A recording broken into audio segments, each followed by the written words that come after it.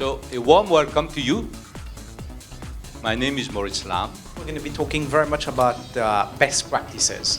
Best practices to do with events, how to run events, and how to very much leverage on technology. A lot of times clients actually ask us, essentially how, now that we have basically attendees, the registration numbers, when people check in and all that, how do we actually start to engage them? What's available in terms of technologies out there or in terms of best practices out there?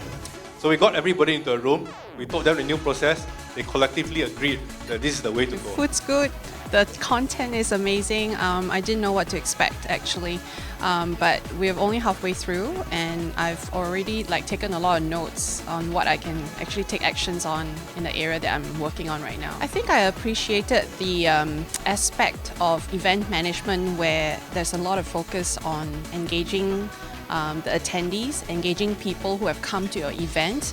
Normally you get really excited when you see people coming to your event, but it usually ends there. But there's a lot of focus on how do you actually interact and engage with the attendees. So that's something that I'm taking away from this event. I thought that the event was actually very good, very well organized. I like the interactivity. During the whole event, that you can ask your questions and that at the end of the day all your questions are actually answered and you can reread your questions. I think that this is one platform I really am interested in and I'm glad that people are using it, that you guys are using it actually. Another point would be the whole area and WED frameworks, which I'm really taking down and definitely will help me out for my next events. Some of the things that I've learned is don't just rely on one thing. I mean, use a combination of tools that you have at your disposal and manage things properly. And you've got the tools to manage things properly, and that's something that is very important.